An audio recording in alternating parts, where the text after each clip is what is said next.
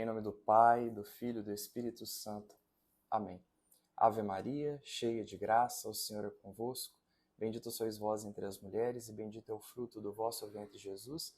Santa Maria, Mãe de Deus, rogai por nós, pecadores, agora e na hora de nossa morte. Amém. Oi, pessoal, sejam bem-vindos aí ao nosso vídeo hoje em que a gente quer conversar, a gente quer discorrer, então, sobre a verdade.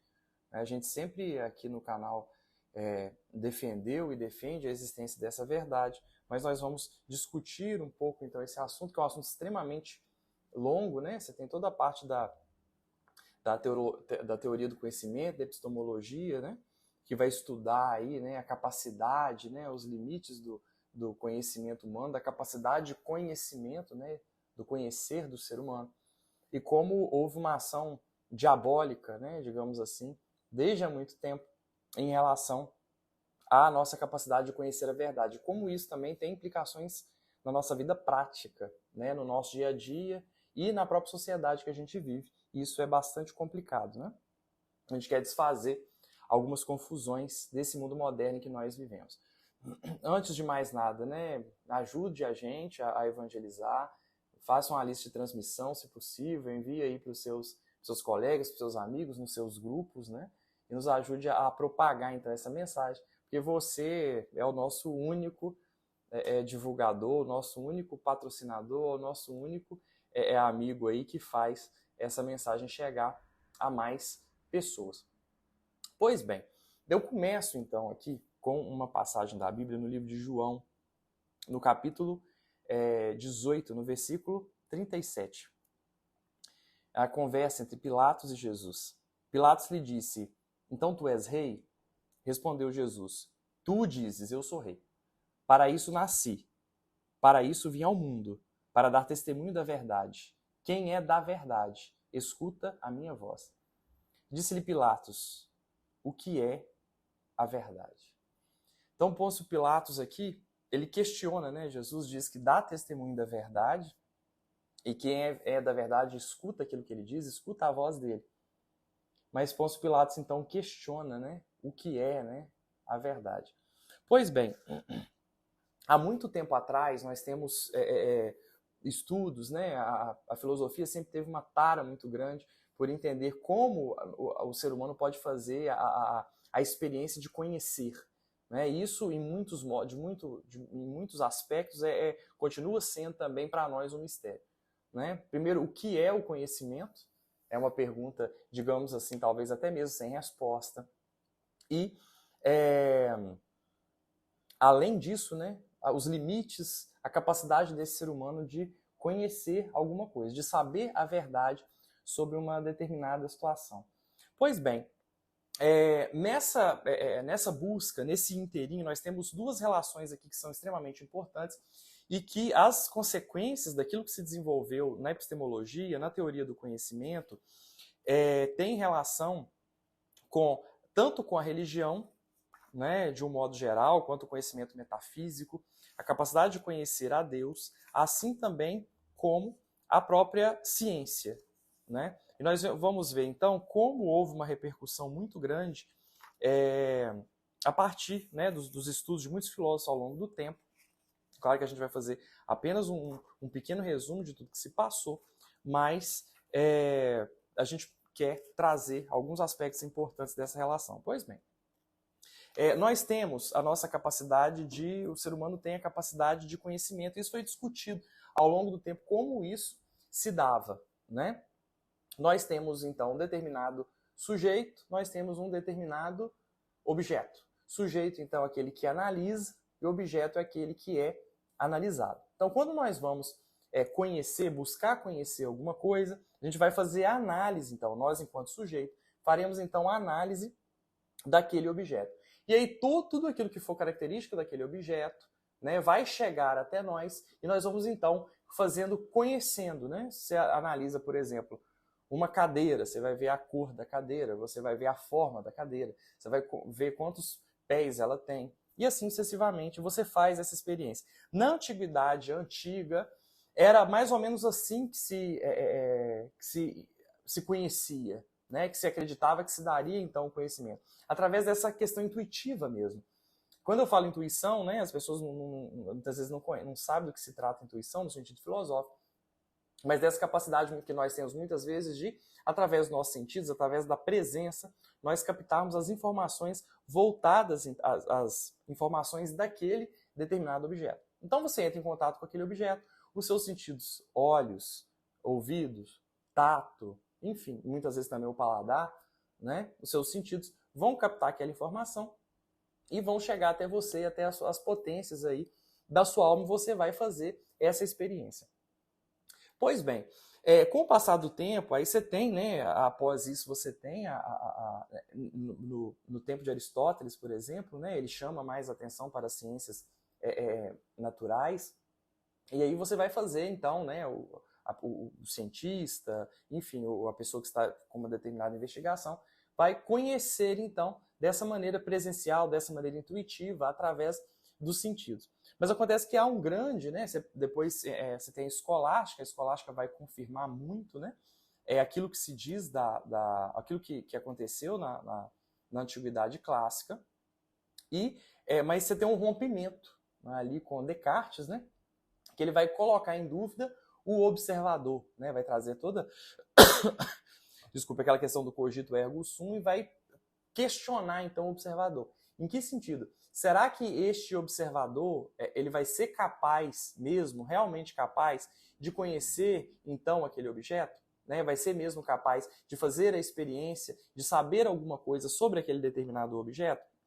Então, a partir daí, né, essa visão cartesiana ela é dissipada então pelo mundo, então a gente já começa a ciência, né, no caso de Descartes, já começa a se questionar, né, fazer um grande questionamento aí, se nós, né, enquanto seres humanos, né, podemos então, se o observador, se ele pode ou não, né, conhecer aquele determinado objeto.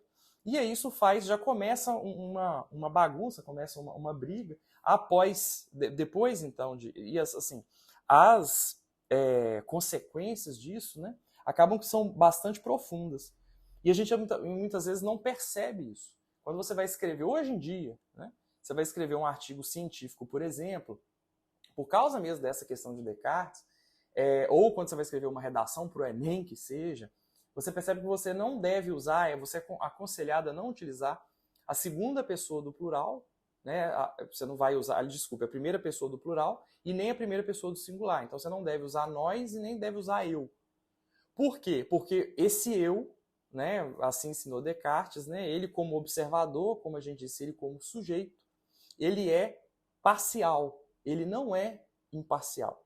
Né? E aí é muito engraçado, porque assim, quando Descartes faz essa teoria dele de que o observador ele é parcial e na verdade isso acaba atrapalhando essa relação do conhecimento, o Descartes se coloca como um observador acima dos demais observadores, né? Porque se todo observador para Descartes ele a sua capacidade de aprender de conhecer a verdade, de conhecer alguma coisa sobre um determinado objeto, ela é questionável, então por que cargas d'água o Descartes como observador estaria acima dos demais observadores e não poderia então fazer essa experiência, né? E poderia fazer uma experiência acima dos outros observadores. Pois bem, então até hoje a gente colhe isso. Nós temos uma visão, mesmo na ciência, impera hoje de uma maneira muito importante, uma visão, como a gente diz, cartesiana, né? Em que a gente quer colocar, né, o observador como imparcial, como se um cientista pudesse ser 100% imparcial. É claro que existem algumas estratégias de pesquisa que são válidas no sentido de cegamento, de estudos, e para realmente conseguir ser mais imparcial. Entretanto, é impossível, né, que o ser humano, de um modo geral, faça uma experiência supra-humana. É impossível que um ser humano se coloque sobre os demais seres humanos e aí faça uma experiência que seja maior, como foi aquilo que o Descartes, de certo modo, disse sobre si mesmo. E aí, após Descartes, né, você tem Kant, que vai trazer uma ideia ainda mais complicada, de que não era possível a gente conhecer um objeto em si mesmo, não era possível conhecer a essência de um determinado objeto, mas a gente apenas depreenderia, né, conheceria então um fenômeno. Para Kant, o universo não faz sentido algum. O universo é uma completa baderna e, na verdade, o ser humano só consegue... É a própria psicologia do ser humano que consegue, que coloca sentido nas coisas. É como se nada tivesse sentido algum. Tudo fosse uma grande baderna, uma grande bagunça, que não existisse uma razão estética para o mundo, né, divina para o mundo, que não houve um criador, de certo modo, é isso que está sendo dito, né, que não há nada disso, e que, na verdade, o sentido que nós vemos nas coisas somos nós que conferimos esse sentido. Só que isso não faz sentido de nenhum modo, porque a ciência toda é permeada desse sentido. A própria ciência precisa, né, de uma onisciência. Se não há um conhecimento acima dos demais conhecimentos, se não há um conhecimento total, né, que, claro, esse conhecimento só Deus tem, mas se não há um conhecimento total, não há sentido a gente ir em direção ao conhecimento. Não há sentido a gente buscar conhecer. Né? Isso não faz sentido algum, porque tudo é, na verdade, uma grande bagunça. Tudo é, na verdade, uma grande baderna. E aí o Kant vai chamar a atenção, na verdade, para a psicologia do observador. E vai dizer que você deve voltar a sua análise para a psicologia de quem está observando e não para essa capacidade, não para as coisas que acontecem em si mesmas. Né? Um exemplo disso, que não faz sentido algum, nós estudamos o tempo todo, né, seja na medicina, seja na ciência, que uma coisa acontece por um determinado objetivo.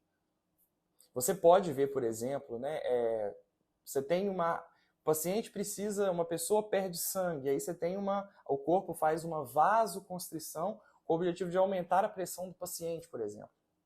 E para Kant, não faz sentido isso. Simplesmente há uma vasoconstrição, mas não tem objetivo nenhum. Então aquilo acontece de maneira totalmente aleatória e a psicologia do cientista, do médico, do observador, que confere sentido àquilo. É tão grave, né, essa ideia, e é engraçado que ela é tão amplamente difundida e é tão amplamente aceita, que as pessoas dizem que Kant acabou com a religião. Na verdade, não foi só com a religião, ele acabou com a religião, claro, acabou em que sentido, né? A religião não faz sentido, né? A busca pelo conhecimento metafísico, não há sentido a busca pelas coisas de Deus, porque o mundo, na verdade, é uma grande baderna. Mas, na verdade, ele acaba também acabando com essa capacidade de conhecer do ser humano, de conhecer a verdade, ele acaba com a própria ciência.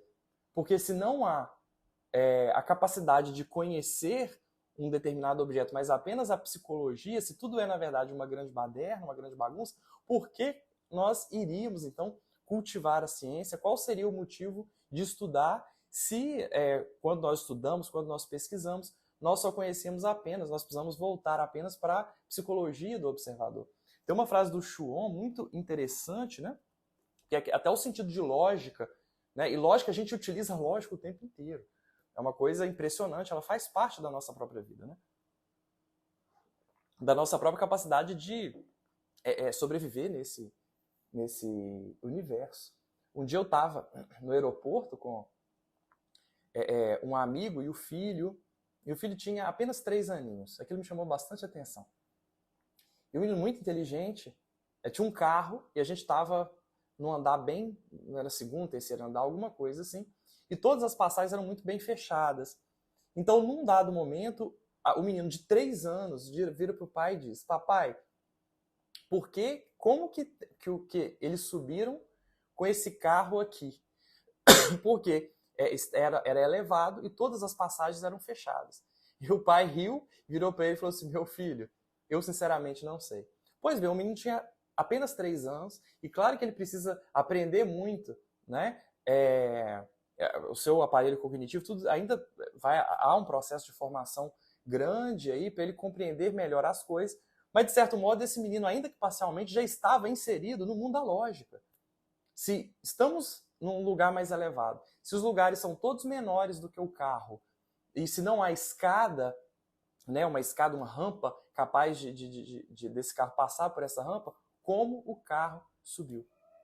Então, o menino ainda novo, mesmo numa tenra idade, já conhece, né, um pouco dos princípios da lógica. E, na verdade, aqui o Kant joga a própria lógica no chão. Né? Nada faz sentido, é tudo uma bagunça, uma baderna, e a gente deve se voltar simplesmente para a psicologia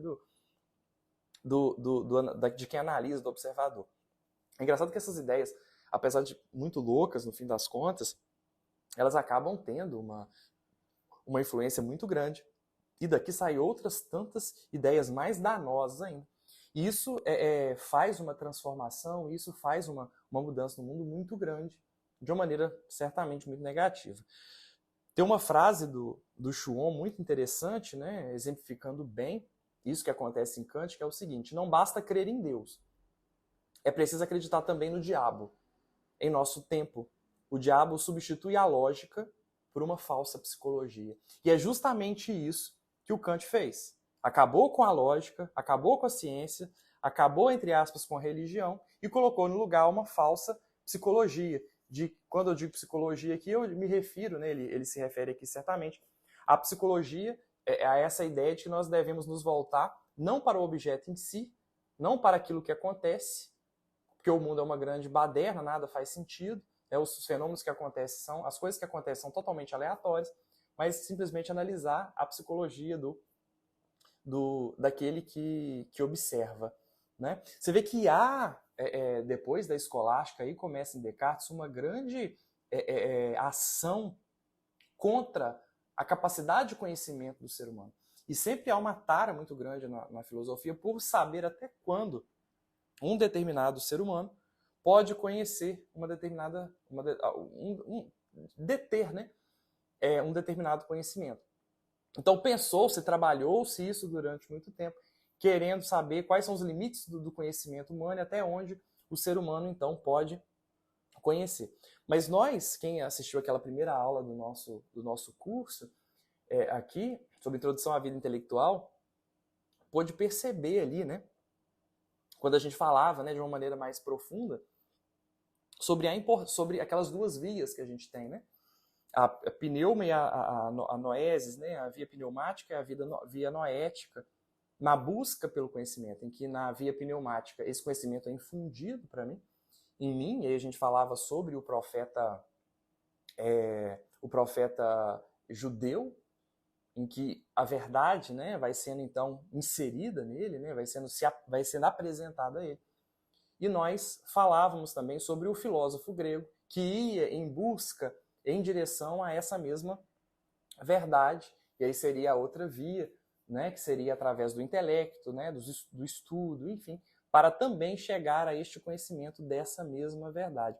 Mas aqui é tão mentiroso, mas também tão grave aquilo que é dito através de Kant, que as consequências foram muito, muito grandes e muito negativas. E tiveram, então, outros tantos seguidores aí que foram apresentar, do qual, né, desses seguidores dele, saíram outros tantos conhecimentos também muito, muito danosos. E é por isso que você tem, né, aí você tem o conhecimento, então, feita aquela divisão, né, entre a sua fé, né, aquilo que você acredita, e a ciência, como se essas duas coisas fossem totalmente antagônicas, fossem totalmente irreconciliáveis. Na vida prática, as pessoas, né, chegam até mim e falam: nossa, Vinícius, é engraçado, né, porque tipo, você é médico, você estuda, você é pesquisador e tal, mas você também é religioso, você vai muito à igreja, mas qual o problema? Não é verdade? Se as duas funções, se na verdade essas duas, tanto a religião, a fé, né, quanto a ciência tem por objetivo esse conhecimento da verdade, por que então achar que elas são antagônicas, que elas são brigadas entre si? De nenhum modo.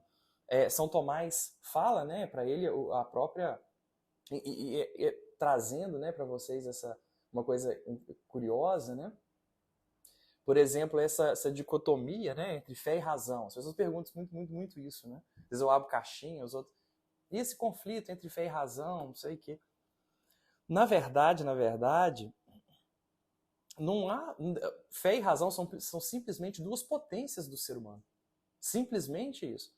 O que, de fato, que de fato está por detrás disso é uma coisa só. Aliás, são duas coisas. É que se Deus existe, e se ele existe, se ele intervém ou não aqui na Terra. Não é uma questão de fé e razão. E são potências humanas. Mas, objetivamente falando, a questão em si é simplesmente essa. Se Deus existe. E se ele intervém aqui neste mundo. É só isso. E aí, para São Tomás de Aquino, a existência de Deus, nós temos até aquele vídeo, né, Deus existe, né? Trazendo essa visão, trazendo, né, uma conversa aí sobre a existência de Deus. Mas para São Tomás de Aquino, a existência de Deus é muito mais uma questão de ciência, em que se atesta pela ocorrência, pela existência dos milagres, que demonstra essa intervenção de Deus na realidade, do que uma questão de fé puramente. Porque para a fé, nós temos muitas vezes preâmbulos, não é verdade? As pessoas querem colocar a fé como uma coisa assim, você acredita de qualquer maneira, de qualquer jeito, sem querer conhecer, sem poder saber, sem saber precisar, eu acredito, pronto, acabou, não sei. Não. Não se trata disso. E o próprio Deus, muitas vezes, não nos pede isso. Nós temos, quando Jesus vem, né, ao mundo, e os discípulos, eu gosto muito dessa passagem, os discípulos de João vêm até ele perguntando, mestre, João pediu para a gente vir aqui e perguntar se é o Senhor, aquele que é o Messias, ou se há de vir outro. E ele fala assim, olha, diga a ele o que vocês viram, que os cegos veem, que os surdos ouvem, que os coxos andam. Né? Vejam os milagres, vejam que eu estou intervindo na realidade. Né? Eu sou Deus. Eu estou intervindo, então, na realidade. E a partir dali acontece, as pessoas vendo aquilo ali, elas passam então a crer. É claro que a nossa fé, a minha fé, não depende de milagres. Não se trata disso.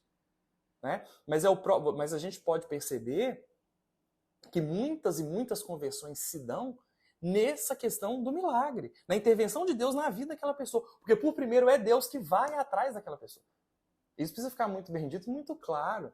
Você vê, por exemplo, essa pessoa, acontece um milagre na vida da pessoa, ou próximo ali, e aquela pessoa fala assim, opa, peraí. Ou uma pessoa que vai na igreja, ou vai no grupo de oração, e aí uma pessoa vem e fala com ela, olha, eu rezei por você, eu vi isso, o Senhor me mostrou aquilo. E aquilo tudo acontece na realidade. Você chega para a pessoa, né? Às vezes a pessoa tem algum dom sobrenatural, de ciência, enfim. E aí chega a pessoa e fala assim, olha, eu rezei por você e o Senhor mostrou isso, isso vai acontecer, isso, e pumba, aquilo acontece. O que também é um milagre, também é uma graça de Deus. E a partir daquilo ali, Deus vai intervir na vida daquela pessoa e aquela pessoa muitas vezes se converte. Então, muitos dos casos de conversão se dão dessa maneira, através dessa experiência mesmo do milagre, dessa intervenção de Deus, né, na vida do homem. E aí, após, né, Kant, aparecem então muitos dos seus seguidores, trazendo sim que esse questionamento dessa capacidade do ser humano de conhecimento da verdade. Foi o Heidegger, né, que trouxe o conceito aí, né? A palavra grega aletheia, né? Para Heidegger, né, ele traz como sentido de desvelamento, como maneira de se interpretar o que seja a verdade, né? Então, a verdade é a aletheia, e a aletheia, na verdade, é um desvelamento. Como se a verdade ela estivesse oculta, e oculta que ela está, nós não podemos fazer a experiência dela, a não ser que venha um iluminado, no caso, ele mesmo, ele se arroga isso, né? Que vai desvelar, que vai mostrar a verdade para aquelas pessoas. Só que a verdade está escondida. E, na verdade, ela vai vir alguém, um iluminado, para poder revelar essa mesma verdade. Mas, na verdade, no aristotelismo, né, a gente pode perceber, com Aristóteles, né, que o conhecimento da verdade é uma capacidade natural do ser humano. A verdade ela está presente no próprio mundo, né? É famosa aquele quadro, né, em que Platão e Aristóteles são representados. Platão aponta o dedo para cima, Aristóteles aponta o dedo para baixo. Que Aristóteles chama a atenção para a própria realidade, que é no âmbito dessa própria realidade que nós fazemos, então, a experiência do conhecimento. Então, a verdade ela está presente no mundo e ela é acessível ao ser humano. E é natural ao ser humano que ele conheça essa verdade, que ele vá em direção a ela. E o ser humano tem um grande prazer de conhecer a verdade. E como é libertador fazer a experiência dessa mesma verdade. Então, essa verdade, ela está no mundo e nós podemos experimentá-la. Nós podemos fazer a experiência dela e nós podemos conhecê-la. É claro que é necessário dizer que essa mesma verdade, nós temos limitações em relação ao conhecimento dessa mesma verdade. Mas são limitações do nosso próprio aparelho cognitivo. Não necessariamente, e muitas vezes são limitações do próprio objeto. A gente não consegue conhecer tudo. Eu digo, nem é do nosso aparelho cognitivo, vamos pensar adequadamente, mas próprio dessa relação.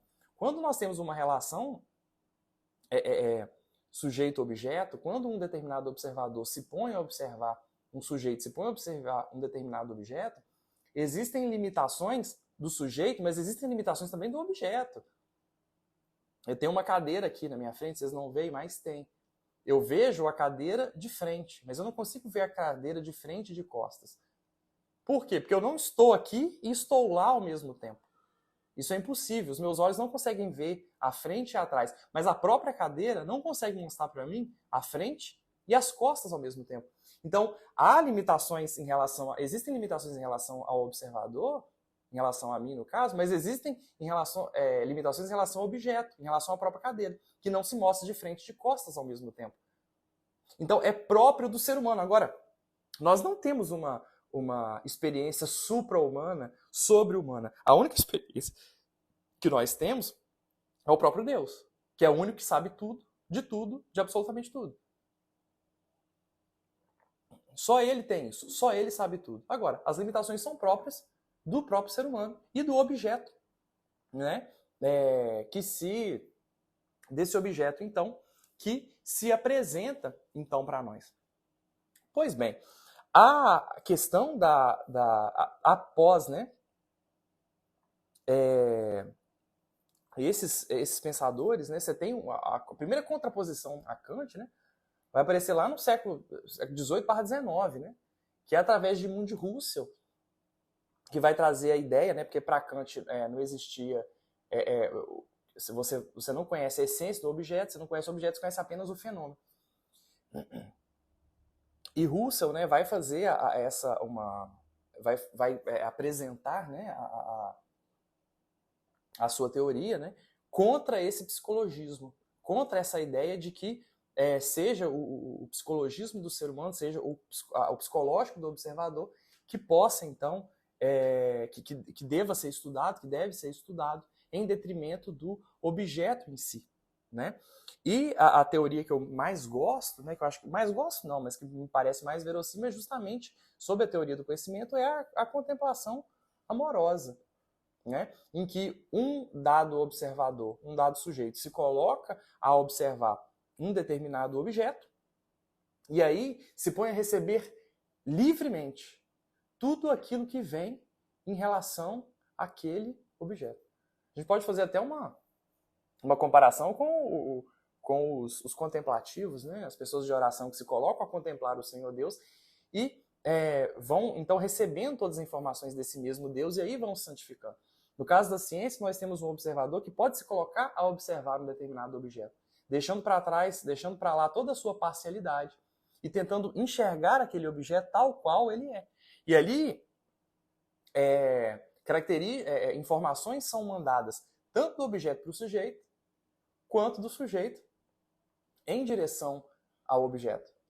Né? Tem algo que diz, né, Deus não é objeto, né? Deus é só sujeito. Claro, eu entendo, né, quando se diz isso, mas é uma coisa, digamos assim, retórica, porque a partir do momento que eu penso em Deus, Deus, de certo modo, se torna um objeto. Entendo, né, a frase ao dizer que assim, Deus está acima de tudo, claro que está, mas se eu penso em Deus, eu passo, então, a observá-lo ainda, né? Que Deus seja misterioso, claro. Misterioso não, Deus seja mistério. Mas Deus está presente no mundo e eu posso conhecê-lo. Não terei o conhecimento de tudo, isso é impossível, até porque eu não sou eterno. O único eterno é Deus, que é o princípio e o fim, né? O alfa e o ômega. Então, seria impossível para alguém conhecer tudo, deveria ser eterno. E eterno também é o próprio Deus. Agora, entrando mais a fundo nessa própria relação, então, sujeito-objeto, nós questionamos, né, o que é, então, uma inteligência? Né? Como eu já disse aqui, a inteligência é a capacidade de conhecimento da verdade. As pessoas têm essas teorias de colocando a inteligência como inteligências múltiplas. Né? O inteligente é aquele que vai desde uma pessoa que tem a habilidade esportiva, até uma pessoa que tenha, que aprenda com muita facilidade, muito bem, passando também por uma pessoa que tem uma capacidade imaginativa. Tem essa teoria dos conhecimentos múltiplos, até uma pessoa bem-humorada, na verdade, seja inteligente, uma pessoa engraçada seja inteligente, enfim.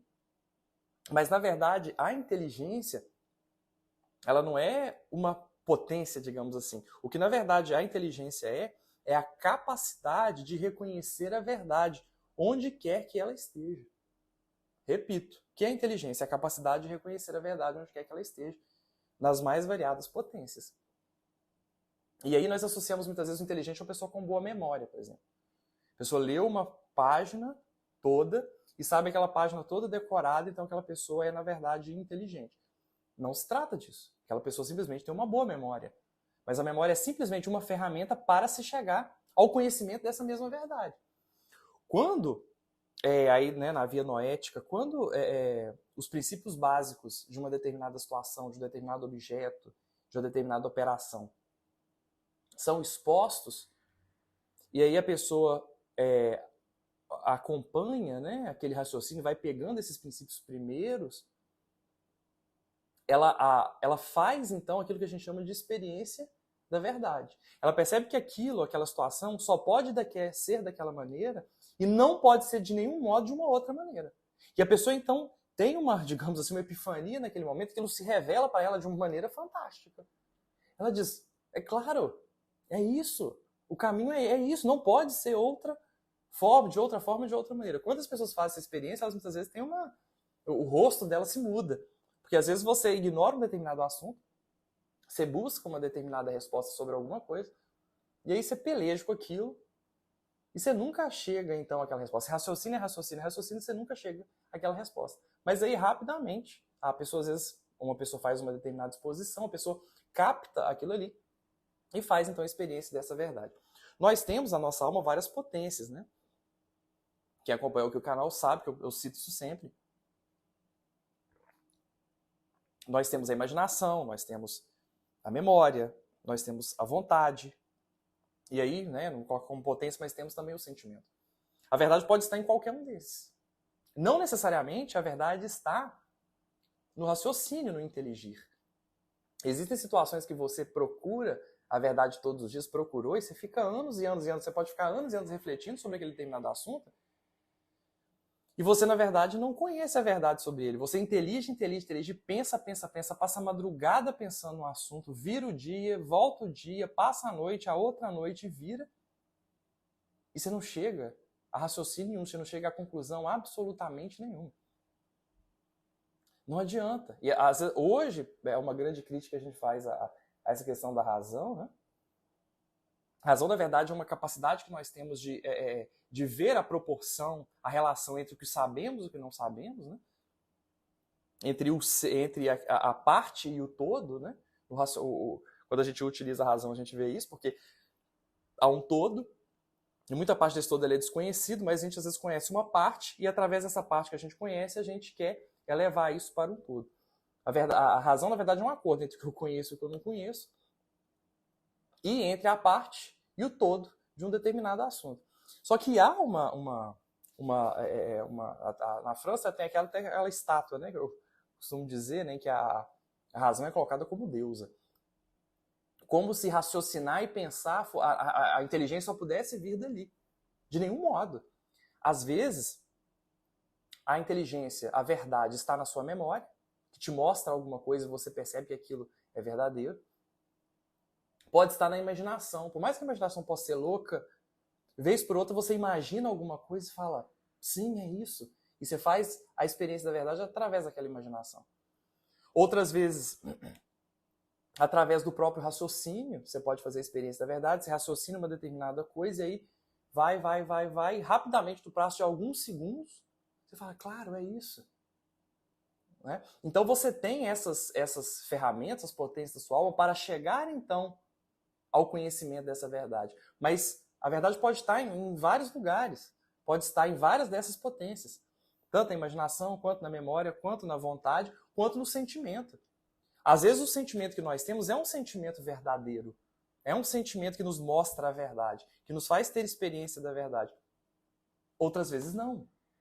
Então, assim, eu preciso ser racional, abandonar todos os meus sentimentos. Não, muitas vezes a verdade ela não está naquilo que você raciocina, mas está naquilo que você sente. E o inteligente, ele vai olhar para o raciocínio e para o sentimento, se há uma contraposição entre os dois, e ele vai reconhecer onde está a verdade, seja na razão, ou seja naquele sentimento que ele tem. Às vezes nós temos sentimentos que são verdadeiros, e a razão muitas vezes não. Quantas vezes nós raciocinamos sobre um determinado assunto, chegamos a uma determinada conclusão sobre ele, e depois lá na frente a gente percebeu que a gente estava errado em relação àquilo. Que na verdade aquilo se demonstrava de uma outra maneira, aquilo na verdade era uma outra coisa, e às vezes o sentimento que você teve sobre aquilo era verdadeiro e não o seu raciocínio. Então o inteligente, antes de tudo, ele vai fazer a experiência da verdade. O homem mais inteligente é aquele que mais frequentemente faz a experiência da verdade. Então não adianta achar que é só através do raciocínio que a gente conhece a verdade. De nenhum modo. De nenhum modo. E aí, nós percebemos ao longo do tempo como houve uma ação, para dizer o mínimo, diabólica, né? Contra o conhecimento da verdade, contra a verdade, contra a capacidade do ser humano de conhecer. Porque aí, como é dito de Kant, né, que ele acabou com acabou com a religião. Muitas pessoas que estudam e vão estudar Kant, os seguidores, enfim, os seus seguidores e toda essa questão desse mundo que faz sentido, que não faz sentido, mas que o sentido, na verdade, somos nós que colocamos esse sentido no mundo, né? Nós colocamos esse sentido das coisas, as pessoas perdem a fé, porque elas pensam, eu não posso conhecer a verdade, as verdades metafísicas estão totalmente afastadas, eu não posso conhecê-la, para que eu vou atrás delas, então, se eu não posso conhecê-las? Mas, na verdade, a própria ciência, ela não faz sentido se não há uma onisciência, se não há um conhecimento superior. Se eu estou investigando alguma coisa para saber a verdade, mas não existe a verdade, para que eu vou investigar? Se eu estou investigando se um remédio é melhor do que o outro para determinada patologia, mas na verdade não faz sentido nada e tudo é uma grande bagunça, para que eu vou investigar um remédio ou outro remédio? Simplesmente isso não faz sentido.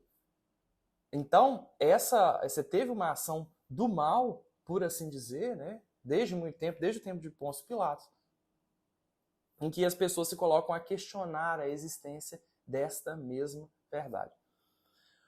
É verdade que nós não somos capazes de conhecer tudo, isso só o próprio Deus sabe, mas nós podemos conhecer mais a cada dia e ir em busca dessa verdade. Uma coisa muito interessante, né, que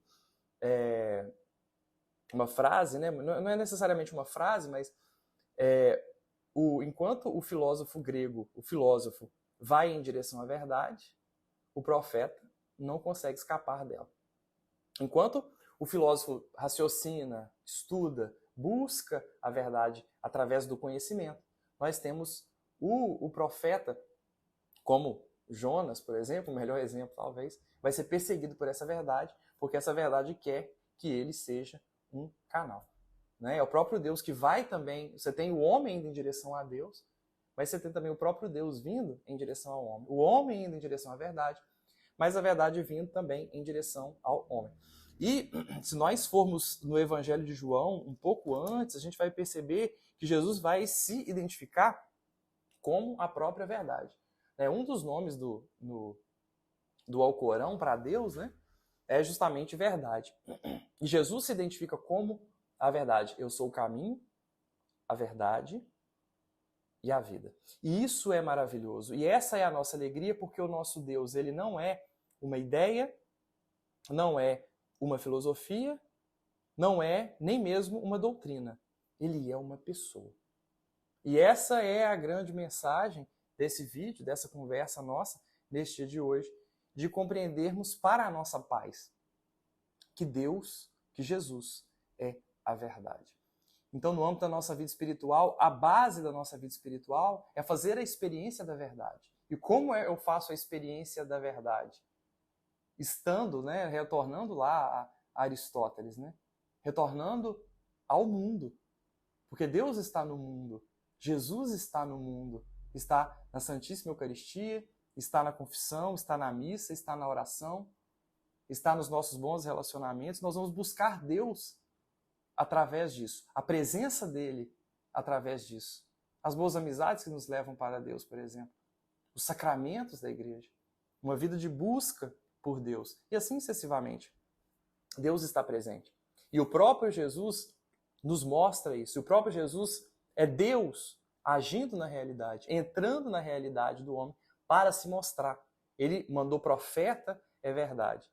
Mas mais que isso, ele desceu do céu, agiu na realidade e demonstrou, olha, eu sou. Sou eu mesmo, não é outro. Eu estou aqui. E no âmbito do nosso crescimento espiritual, do nosso conhecimento intelectual, é nós fazermos a experiência da verdade. É nós estarmos na presença da verdade. É nós estarmos com Ele. Então, todas as vezes que eu estou com Jesus no Santíssimo Sacramento, ao altar, e eu me coloco a fazer essa contemplação amorosa, a receber do, entre aspas, objeto analisado, a receber desse mesmo Deus todas as características que Ele quer, então, me comunicar, eu vou me transformando, eu vou me santificando, eu vou me fazendo melhor, vou me transformando numa pessoa melhor, dia após dia. Então é isso. É buscarmos a presença dele, é buscarmos simplesmente estarmos com ele, para conhecermos então essa verdade. A verdade existe, a verdade está no próprio mundo, ela se revelou a este mundo e ela está presente aqui, ela está comigo e ela está com você. Está aqui nessa casa, nesse momento, porque Jesus está aqui, porque ele é Deus, está aí, onde quer que você esteja. Então cabe a nós acessarmos então essa verdade. Né? A palavra aletheia não é desvelado, não é verdade? Não é algo que está escondido e que precisa então ser mostrado por um iluminado como Heidegger. Na verdade, não. A verdade está no mundo e ela é acessível a nós, seres humanos. Busquemos, então, a presença da verdade, estar com a verdade. Busquemos estar com Jesus dia após dia. E acreditemos que ela existe, que nós estamos esperando por ela. É necessário ter paciência, porque a verdade ela se revela quando ela quer. Nós rezamos anos a fio sobre uma determinada situação e às vezes anos depois a gente obtém a resposta. Isso acontece.